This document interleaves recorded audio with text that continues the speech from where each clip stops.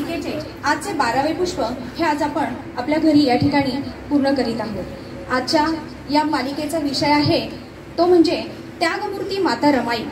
आताच प्रास्ताविकामध्ये सरांनी खूप छान माहिती सांगितलेली आहे। खरं तर माता रमाई यांच्या जीवनाबद्दल बोलायचं म्हटलं तर आत्ताच माझे हात थरथर कापायला लागलेत, कारण ज्यावेळेस मी भाषणाची अशी सुरुवातीला वाचन केलं त्यानिमित्ताने 2-3 पुस्तकं मी वाचली तर अक्षरशः माझ्या डोळ्यातले पाणी मी थांबवू शकले नाही।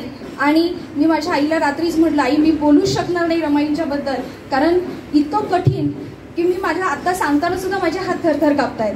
कारण एका यशस्वी पुरुषाला जर घडवायचं असेल तर या यशस्वी पुरुषाच्या मागे खंबीर साथ असते ती त्यांच्या धर्मपत्नीची।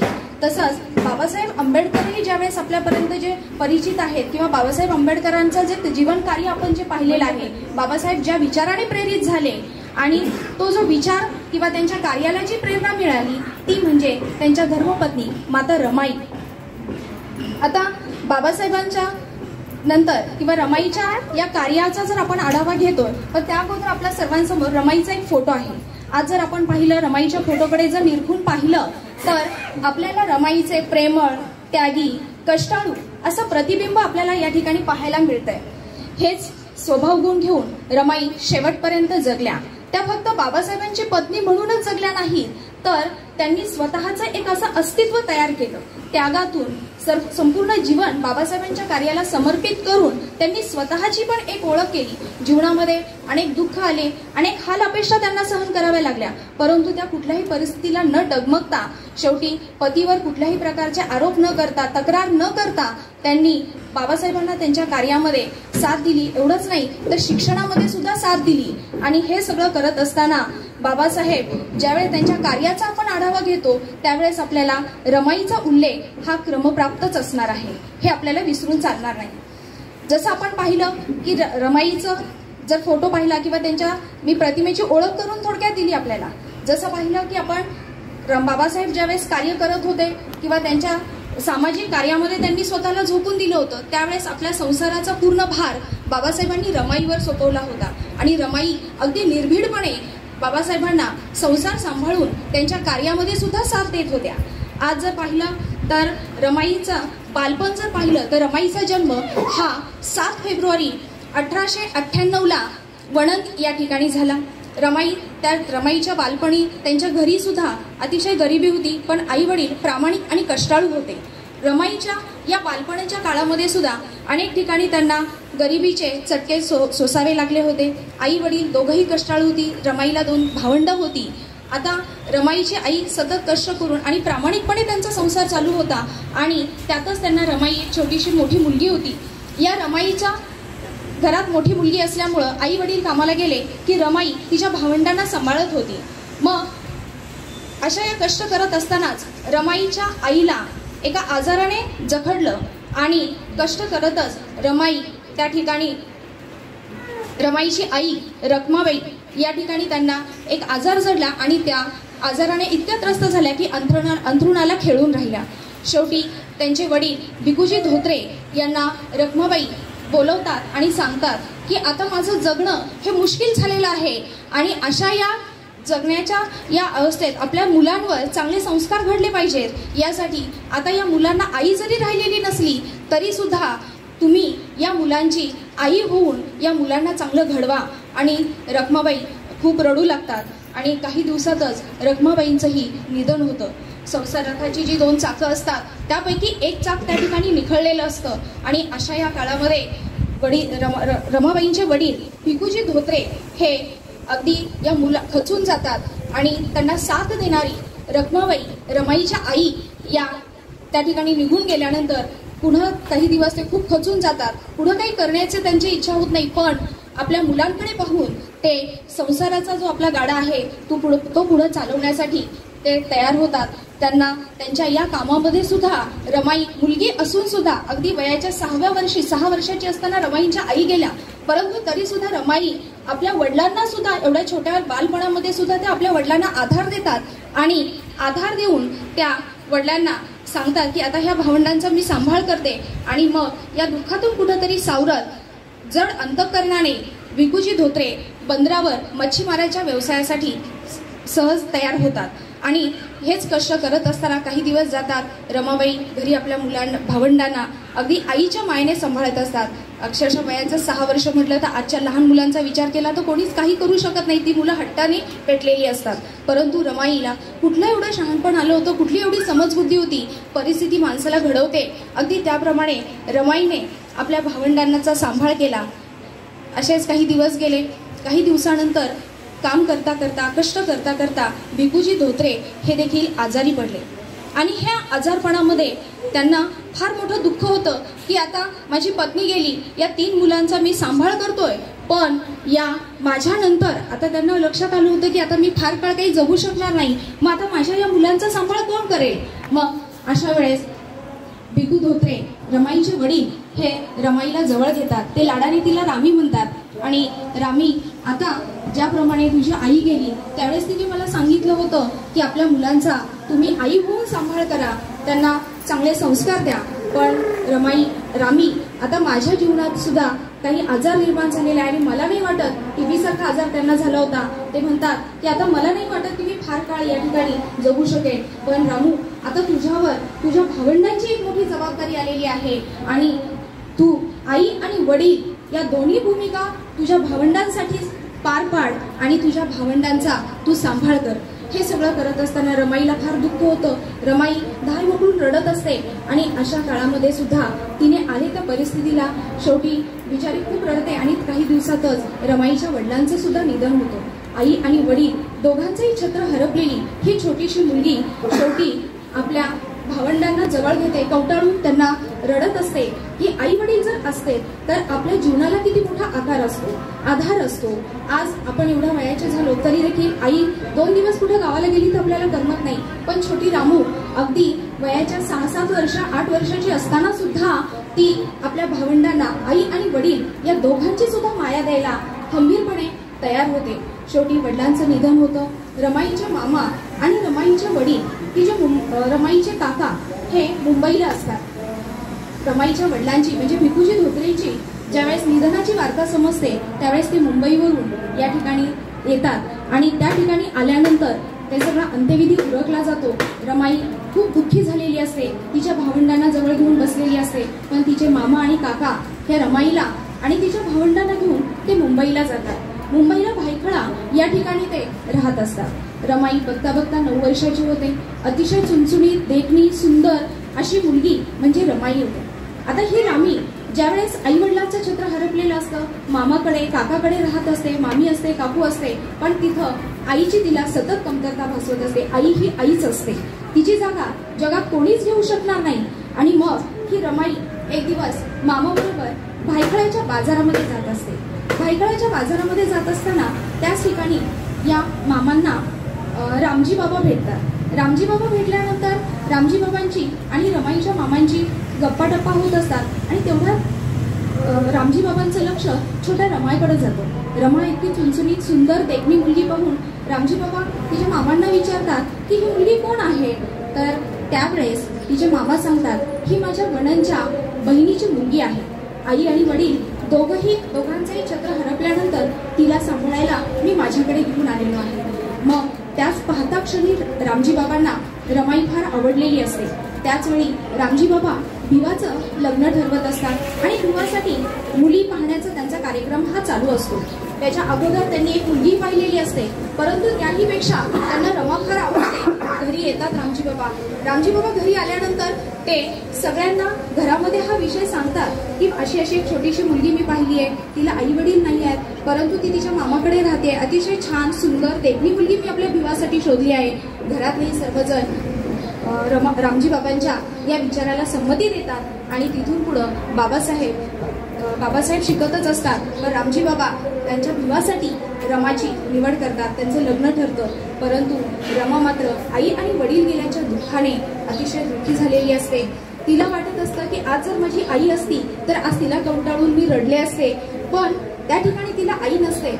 परंतु लग्न झाल्यानंतर रमा ज्यावेळेस सासरी जाते तर सासरी जात असताना ती रडत असते की आता माझ्या भावंडांचं कसं होणार, मी माझं लग्न होऊन तर जाणार आहे, पण माझे मामा, मामी, काका, काकू हे सगळे सांभाळ करतीलच.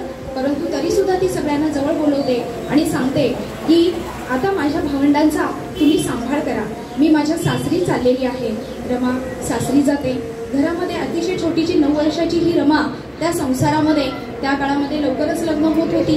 मग ही रमा त्या संसारामध्ये अगदी काय अल्लड असते, परंतु तरी सुद्धा परिस्थितीची एक जाणीव रमाला लहानपणापासूनच शिकून गेलेली असते. समंजसपणा रमाच्या अंगी फार रुजलेला असतो आणि मग ही रमा हळूहळू त्या संसारामध्ये रमायला लागते. घरामध्ये भिवाची आत्या, रामजी बाबा, त्यांची भावंड तुळसा, मंजुळा ही सगळेजण रमाला खूप जीव लावत असतात आणि त्या रमाला तिच्या आई वडिलांची माया, प्रेम, रामजी बाबा सगळं त्या ठिकाणी देत असतात. त्यामुळे रमाला त्या ठिकाणी जो आई वडिलांकडे झालेली जी कमतरता असते ती भरून काढण्याचं काम त्या ठिकाणी रामजी बाबा त्या ठिकाणी रमाला करत असतात. म्हणून रमाला कधीही ती पोकळी अशी वाटत नाही, परंतु तिला काय तिच्या भावंडांची आठवण येत असते. मग शेवटी हळूहळू रमाचं त्या संसारामध्ये रमणं चालू असतं. रमाचं जसं भीमरावांशी लग्न झालेलं असतं, परंतु भीमराव मात्र त्यांचा अगोदरच एका विद्येशी लग्न झालेलं असतं. विद्या म्हणजे शिक्षण. की रमा जशी भीमरावांची पत्नी असते, पण भिवाला त्या ठिकाणी लग्न झालंय म्हणून ते कुठल्याही प्रकारचं त्यांचं विद्या घेण्याचं किंवा शिक्षणाचं त्यांचं जे काम आहे किंवा मला जे काही करायचंय यांचं त्यांच्या ध्येयापासून ते परावृत्त होत नाही. उलट ते त्यांचं लग्न झालेलं असताना सुद्धा त्यांच्या शिक्षणाचा जो ध्यास आहे तो सोडत नाही आणि त्यांचं वाचन, लेखन हे अविरतपणे त्यांचं कार्य हे चालूच असतं. परंतु रमा मात्र फार दुःखी होते की माझं लग्न झालंय. असं प्रत्येक स्त्रीला असं वाटत असतं की लग्न झालंय, माझ्या पतीने मला वेळ दिला पाहिजे, माझ्या पतीने माझ्याशी गप्पा मारल्या पाहिजेत आणि माझ्या पतीच्या गप्पाटप्पांमधून मला संसाराचं सुख हे मिळालं पाहिजे. परंतु लग्न झालेली रमा बिचारी बसलेली असते. बाबासाहेबांचं पुस्तक वाचन हे चालूच असतं, परंतु रमाला फार मोठा एक अभिमान असतो. तिला एक कळत असतं की आज जरी माझे पती माझ्याशी बोलत नसले, त्यांच्या वाचनामध्ये ते जरी मग्न असले, तरी सुद्धा तिला अभिमान असतो की माझे पती हे ज्ञान संपन्न आहेत, एका विद्याविभूषित व्यक्ती बरोबर माझं लग्न झालेलं आहे. याचा अभिमान कायम मनाशी ती पुराशी बाळगून असते. त्यामुळे ज्या ज्या वेळेस बाबासाहेब पुस्तक वाचन करत असतील, तिला जरी बाबासाहेब बोलले नाही, गप्पा मारल्या नाही, तरी बाहेर जर मुलांचा कालवा असेल, मुलं खेळत असतील, तर रमा त्या मुलांना बाजूला करायची आणि त्या ठिकाणी बाबासाहेबांना वाचनामध्ये कुठं व्यत्यय येऊ नये यासाठी ही छोटीशी रमा बाबासाहेबांना साथ देत होती. त्या मुलांना बाजूला करायची आणि वातावरण शांत कसं होईल, बाबासाहेबांना वाचनामध्ये कशी प्रेरणा मिळेल, त्यांना वातावरण कशी निर्मिती होईल यासाठी ही छोटीशी रमा प्रयत्न करत असते. आता ही रमा बघता बघता आणखी त्यांचा संसार व्यवस्थित चालू असतो. घरात तर रमलेलीच असते. मग बाबासाहेब एक दिवस रमाला म्हणतात की रमा, आता मी एवढं शिकलेलो आहे, मग मला असं वाटतं की रमा तू सुद्धा शिक्षण घ्यावं. रमा आपली छोटीशी डोळी भाबडी असते. ती म्हणते बाबासाहेब मला काय करायचं शिकून, तुम्ही एवढं छान शिक्षण घेताय, मग माझ्या शिक्षणाची काय गरज आहे. पण त्या बिचारीला कुठे माहित होतं की तिचा पती एक दिवस परदेशात जाणार आहे. परदेशात जाऊन ते तिला पत्र पाठवणार आहे, तिला ते लिहिता वाचता आलं पाहिजे, परंतु ती नाही म्हणत असते. मग बाबासाहेब म्हणतात अगं मी जर परदेशात गेलो आणि तिथून जर पत्र पाठवलं तर तू कोणाकडे जाऊन वाचणार आहेस ते पत्र. ते पत्र वाचण्यासाठी तुला तर वाचायला आलं पाहिजे ना. मग रमा तशी तरी तयार होते, पण ती बाबासाहेबांना एक अट घालते की जर मला शिकवायचं असेल तर तुम्ही मला घरात शिकवणार असाल तर मी शिकेल, नाहीतर साहेब मी या ठिकाणी शिकणार नाही, घरात तुम्ही शिकवणार असाल तरच मी शिकेल. आणि मग बाबासाहेब ती तयारी दाखवतात. रोजचा जसा कामातून वेळ मिळेल तसं बाबासाहेब या छोट्याशा रमाला आपल्या पत्नीला घरात शिकवत असतात. आणि मग हळूहळू रमा चुणचुणीत असते, बुद्धिमान असते रमा सुद्धा, फक्त परिस्थितीमुळे रमाला असं वागावं लागतं. मग रमा देखील लेखन वाचन छान प्रकारे शिकते. बाबासाहेबांनाही फार आनंद होतो. घरामध्ये मोकळ्या वेळेत रामजी बाबा रमाला बुद्ध आणि त्यांचा धम्म या पुस्तकाचं वाचन करायला लावतात. रमा देखील अतिशय उत्कृष्टपणे स्पष्टपणे त्यातलं छान वाचन करायला लागते आणि अशा प्रकारे रमा तिच्या संसारामध्ये रमलेली असते. त्यानंतर काही दिवसातच रमाला दिवस जातात आणि रमाबाईंना एक मुलगा होतो. आताच घरामध्ये सगळीकडे चर्चा चालू असते की या बाळाचं नाव काय ठेवायचं. घरात सगळेजण कोणी केशव, कोणी धोंडोबा, कोणी काय अशी वेगवेगळी नावं ठरवत असतात. परंतु त्या ठिकाणी बाबासाहेबांना मात्र ते नाव कुठलंच आवडत नाही. मग बाबासाहेब म्हणतात की आता या बाळाचं नाव मी ठेवणार आहे. मग ते विचार करतात की आता काय नाव ठेवायचं. मग रामजी बाबांना रामजी बाबाही त्यांना म्हणतात की तुम्ही काय नाव ठेवणार आहात. तर त्यावेळेस त्यावेळेस बाबासाहेब मोठ्या धीटपणे सांगतात की माझ्या जीवनामध्ये मी महात्मा फुलेंना गुरु मानलेला आहे आणि महात्मा फुलेंनी त्यांच्या जीवनामध्ये एका विधवेच्या मुलाला त्यांनी दत्तक घेतलं आणि दत्तक घेऊन त्याचा सांभाळ केला आणि सांभाळ केल्यानंतर त्याला डॉक्टर केलं, त्याचं नाव यशवंत ठेवलं होतं. मला असं वाटतंय माझ्या गुरुने जे त्यांच्या मुलाचं नाव ठेवलं, मला असं वाटतंय माझ्याही मोठ्या मुलाचं नाव मी यशवंतच ठेवावं. आणि घरात सर्वांना फार आनंद होतो, सर्वजण संमती दाखवतात आणि त्या बाळाचं नाव यशवंत ठेवलं जातं. हे सगळं चालू असतानाच बाबासाहेबांना शिक्षणासाठी शिष्यवृत्ती बडोद्याचे सयाजीराव गायकवाड यांच्याकडून मिळालेली असते.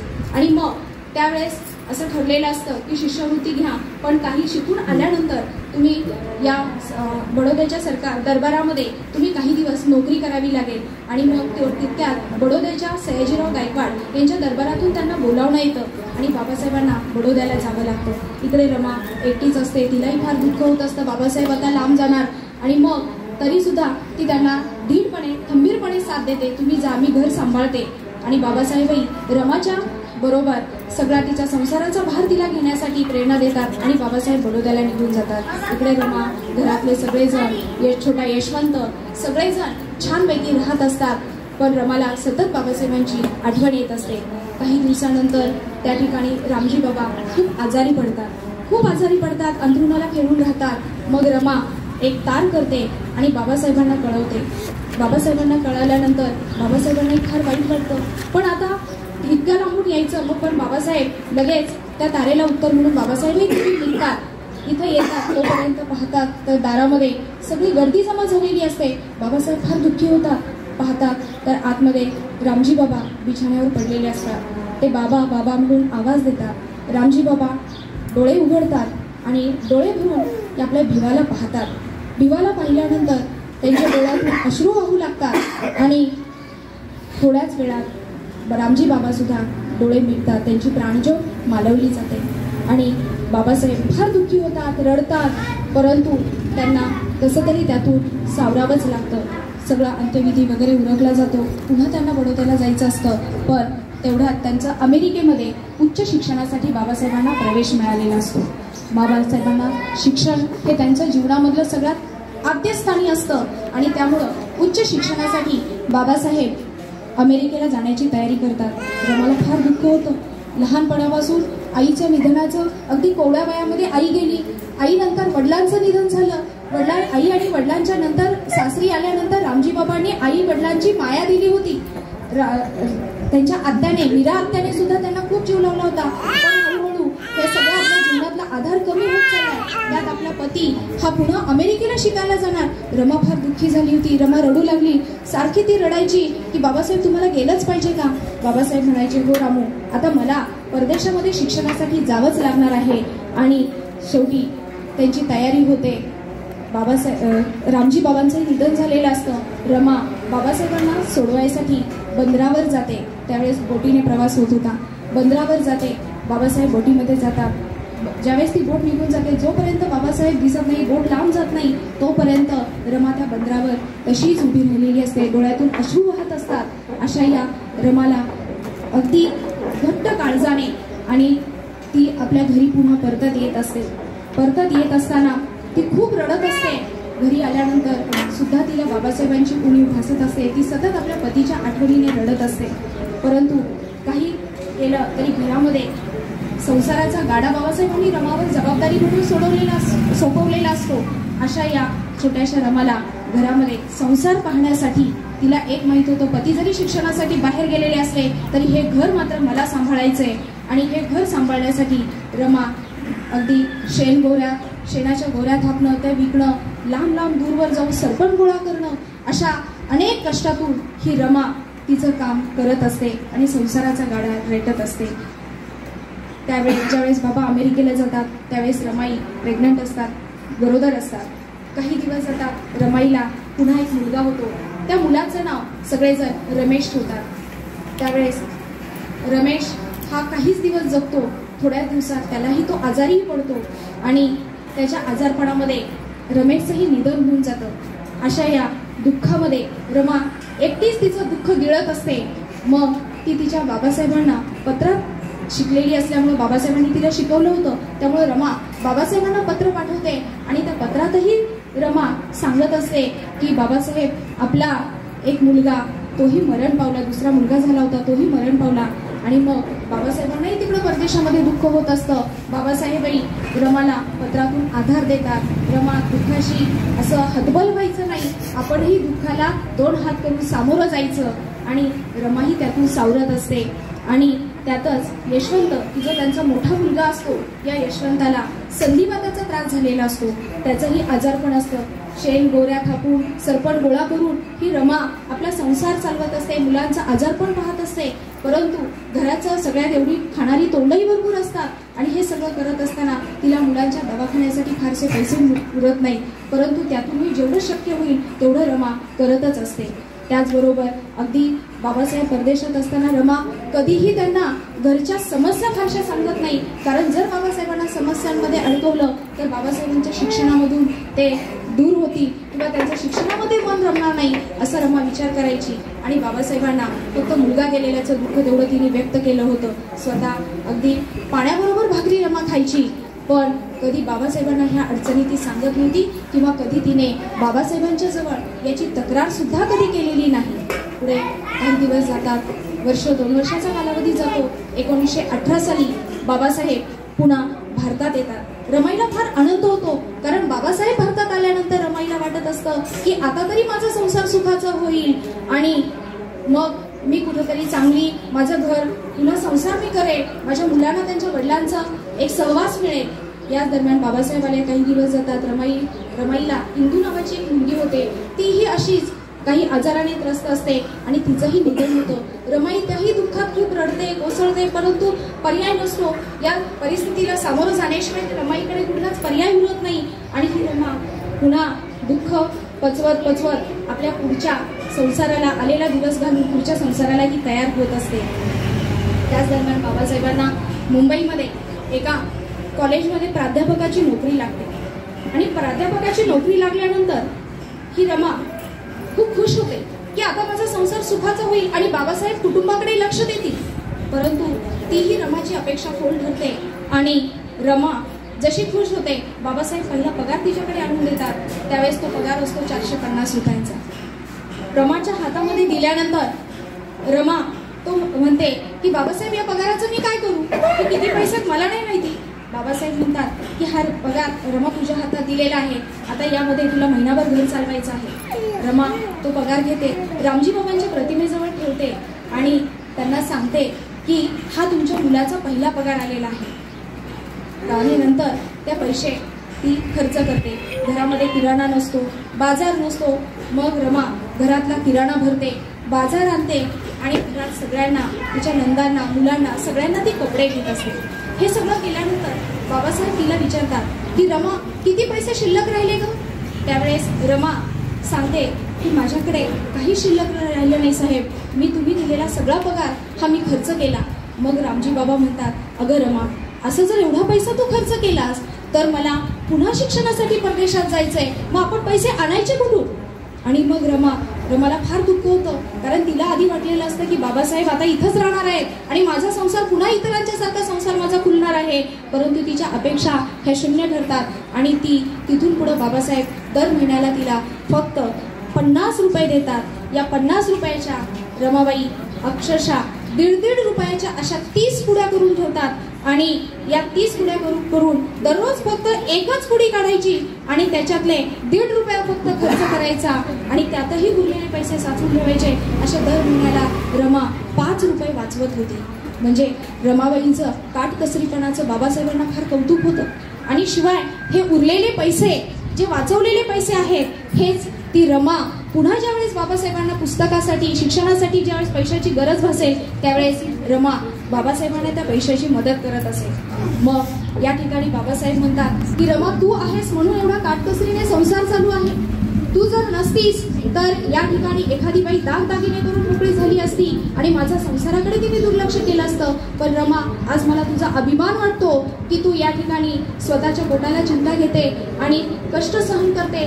तुला दिलेल्या मोजक्या पैशातून सुद्धा तू बचत करते आणि काटकसरीने तू हा संसार करून त्याच्यातले पैसे बचत करून तू पुन्हा उरलेले पैसे माझ्यासाठी शिक्षणासाठी मला मदत करतेस रमा, मी तुझे हे उपकार कधी सुद्धा करू शकणार नाही. असं करत हे झाल्यानंतर रमाई पुढे काही दिवस जातात. बाबासाहेबही त्यांच्या कामामध्ये पुस्तक वाचनामध्ये मग्न असतात.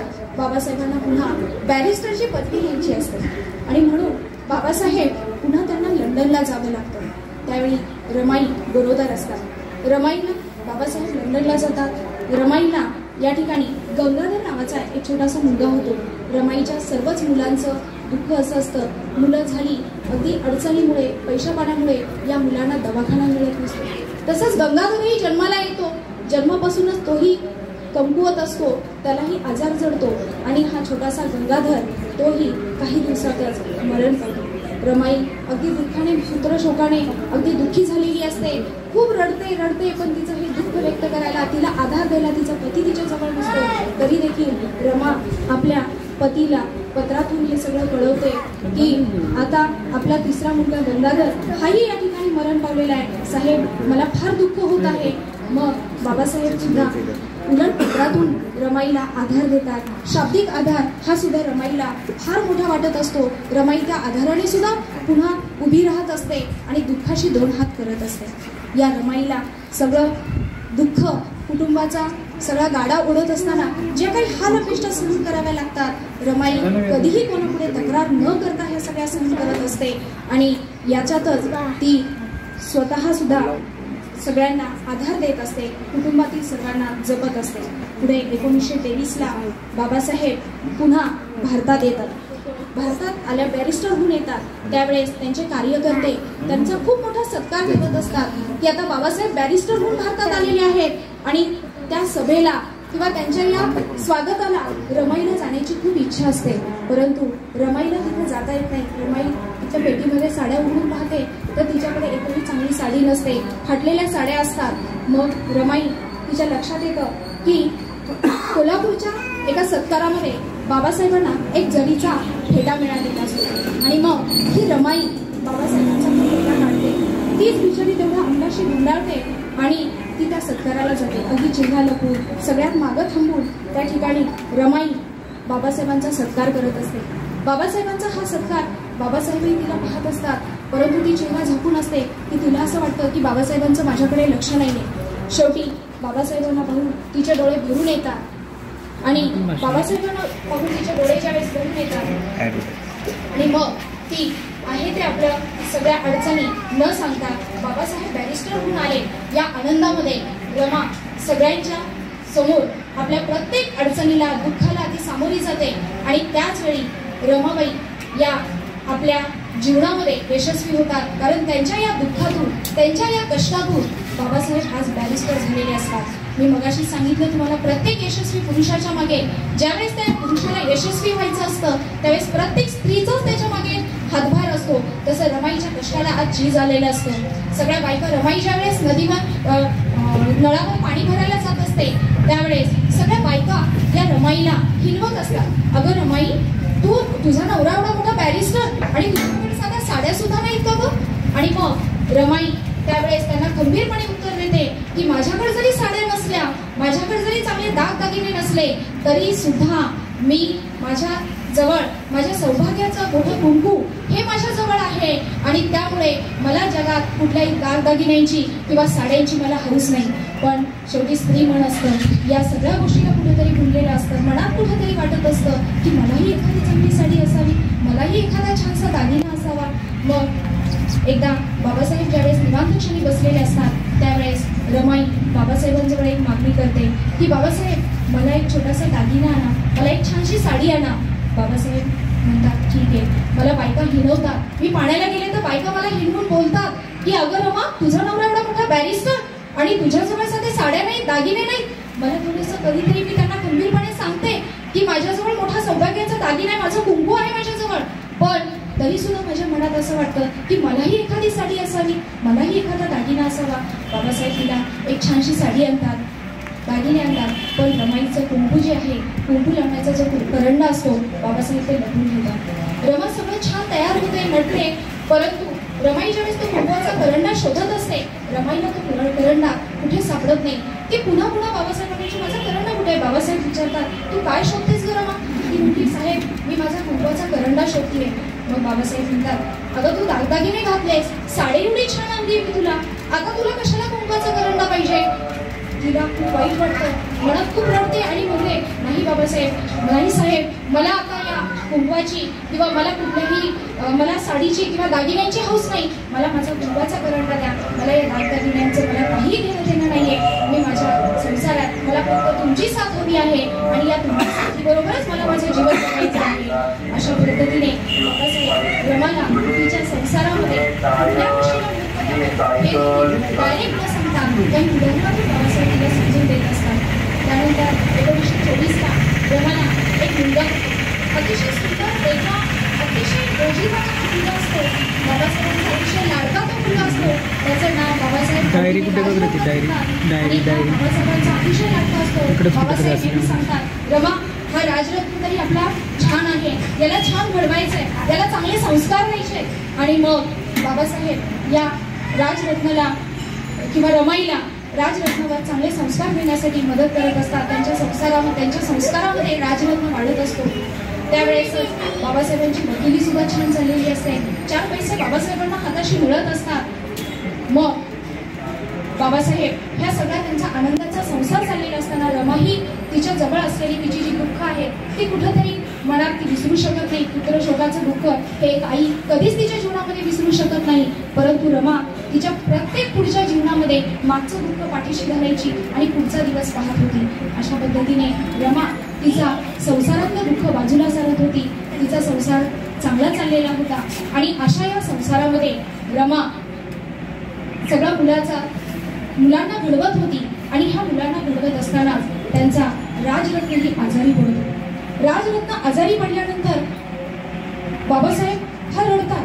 बाबासाहेबांना ती कळवते, पण बॅरिस्टर आल्यानंतर सुद्धा त्यांना फक्त समाज आणि समाज हे एवढंच त्यांचं ध्येय असतं. त्यामुळे ते कुटुंबाला कुठलाही वेळ देत नाही. परंतु ज्यावेळेस आपला राजरत्न आजारी आहे हे कळालं त्यावेळेस बाबासाहेब घरी येतात. बाबासाहेब घरी आल्यानंतर डॉक्टरांकडे नेतात. डॉक्टरांना विनवण्या करतात, माझ्या मुलाला वाचवा, माझ्या मुलासाठी वाटेल तेवढा खर्च येऊ द्या, पण माझ्या राजरत्नाला वाचवा. पण राजरत्न फार आजारी पडलेला असतो. त्याला निमोनिया झालेला असतो. त्याला कुठलंही औषध लागू होत नाही. त्याचा ताप हा डोक्यात गेलेला असतो. डॉक्टर सांगतात, माझे प्रयत्न आता थकलेले आहेत. आणि मग शेवटी एक दिवस असंच रमाईचे हे घडवत असताना सुद्धा शेवटी राजरत्न त्यांचा सर्वांचा लाडका मुलगा हा देखील त्यालाही मरण येतं. रमाई अगदी पुत्रशोकाने अगदी व्याकुळ झालेली असते. बाबासाहेब सुद्धा फार दुःखी झालेले असतात, कारण त्यांची आधीची मुलं गेली त्यावेळेस बाबासाहेब जवळ नसतात. त्यांना प्रश्न पडतो, रमाईने एकटीने ह्या मुलांचं निधन कसं पाहिलं असेल? आज मला एका मुलाचं निधन सुद्धा मी सहन करू शकत नाही. आणि मग काही दिवसांनी मग बाबासाहेब फार दुःखी होतात. पण बाबासाहेबांपेक्षाही जास्त दुःख रमाईला होत असतं, कारण रमाईने त्या उरलेल्या पहिल्या 3 मुलांचं निधन पाहिलेलं असतं. त्यावेळेस तिला आधार द्यायला बाबासाहेब सुद्धा जवळ नसतात. फक्त पत्रातूनच ते एकमेकांना आधार देत असतात आणि एकमेकांचं सांत्वन करत असतात. परंतु या राजरत्नाच्या मृत्यूनंतर रमाई फार खचून जाते, अक्षरशः कोलमडलेली असते. आणि अशा वेळेस रमाई सुद्धा आजारी पडते. रमाई आजारी पडल्यानंतर रमाईला ती इतकी कोलमडलेली असते की ती कुठल्याच तिच्या पुढच्या आनंदासाठी मनाची तयारी तिची होत नाही. आणि मग त्यातच बाबासाहेब तिला आधार देत देत पुन्हा बाबासाहेबांना बाहेर जायचं असतं.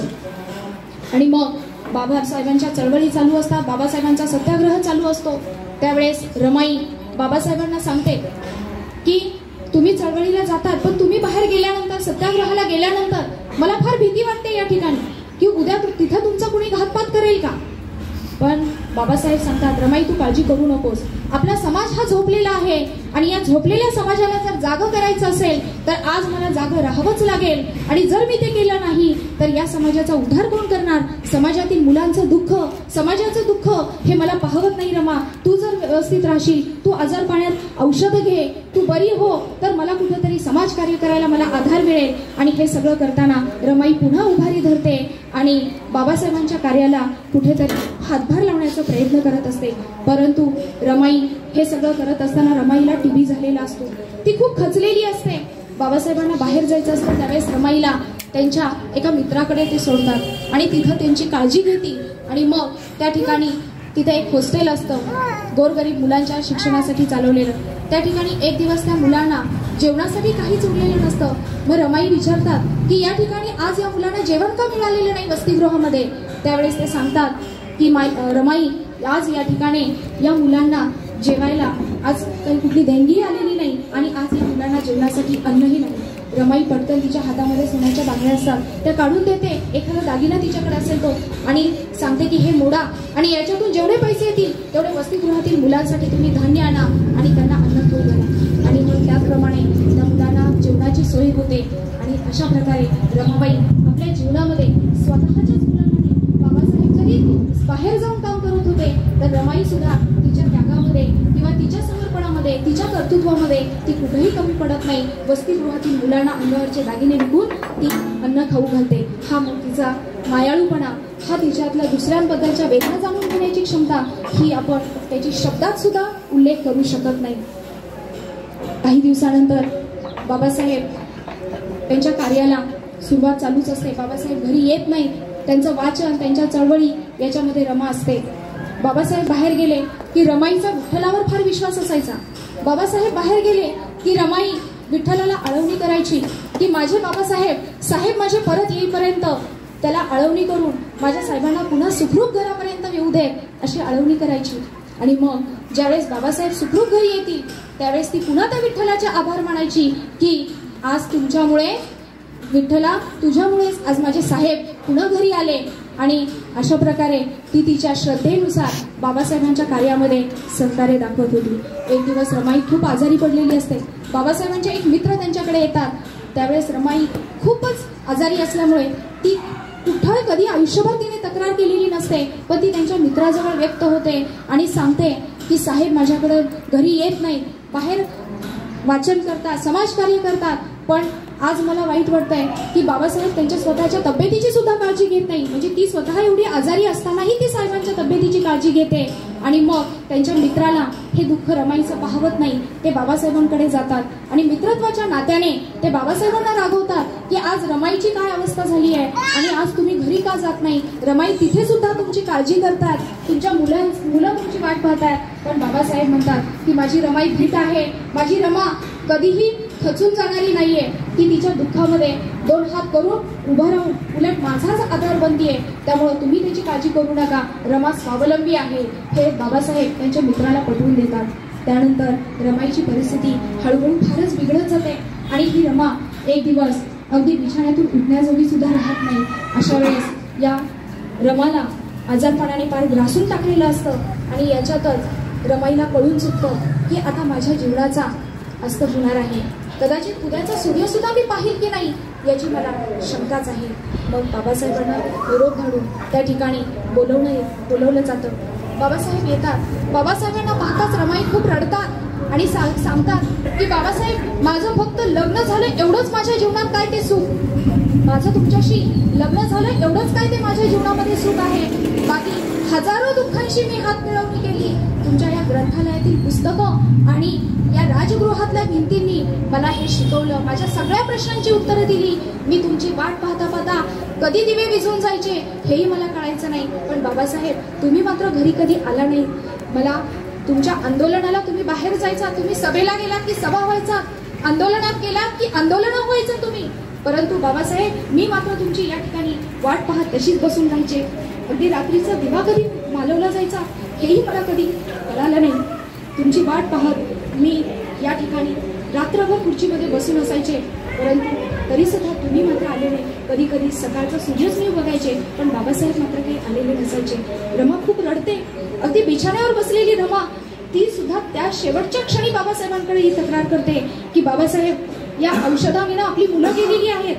औषधाविना जरी आपली मुलं गेलेली असली तरी सुद्धा मी या दुःखाशी संकट दोन हात करून मी आपल्या शेवट एक यशवंत म्हणून जो मुलगा आहे याला मी घडवण्यासाठी कुठं कसूर केलेली नाहीये.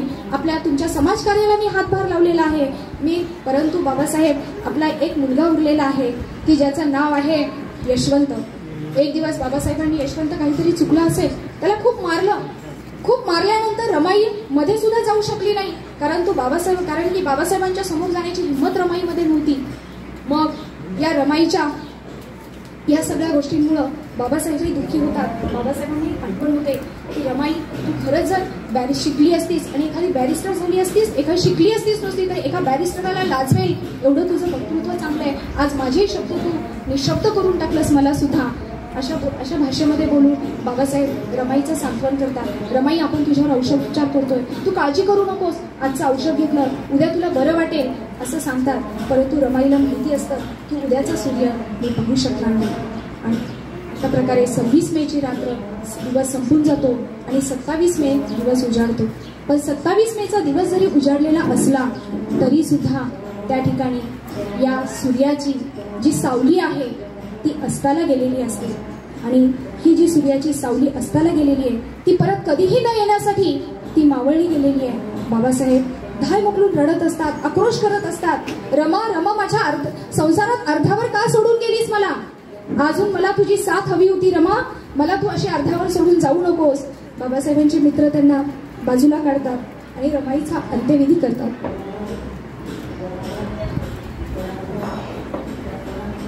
रमाला एकच काळजी असायची की माझ्या मुलांना कोण सांभाळ देईल. त्यावेळेस बाबासाहेब आम्हाला एक आश्वासन दिलेलं असतं बाबासाहेबांनी की रमा, आज ज्या समाजामध्ये आपण राहतो त्या समाजातील लोक आपल्याला तुला आई आणि मला बाबा म्हणत असतात. आपल्या मुलांची तू काळजी करू नको, उद्या हीच मुलं आपल्या यशवंताला मोठ्या भावाप्रमाणे सांभाळतील, तू काळजी करू नको. हे वाक्य बोलून बोलून बाबासाहेब रडत असतात. आणि मग शेवटी बाबासाहेबांना बाजूला घेऊन त्यांचे कार्यकर्ते त्या ठिकाणी रमाईच्या अंत्यविधीची तयारी करतात. रमाईला छानपैकी शेवटच्या अंत्यविधीमध्ये हिरवी साडी घालून तयार केलेलं असतं. परंतु बाबासाहेब पुन्हा सांगतात की नाही, माझ्या रमाईला पांढरी साडी घालायची आहे. माझ्या रमाईची हौस होती की तिला पांढरी साडी नेसायची आहे. माझ्या रमाला हिरवी साडी नको, माझ्या रमाईला पांढरी साडी घाला. कार्यकर्ते क्षणाचाही विलंब न करता त्या ठिकाणी रमाईला पांढरी साडी आणतात.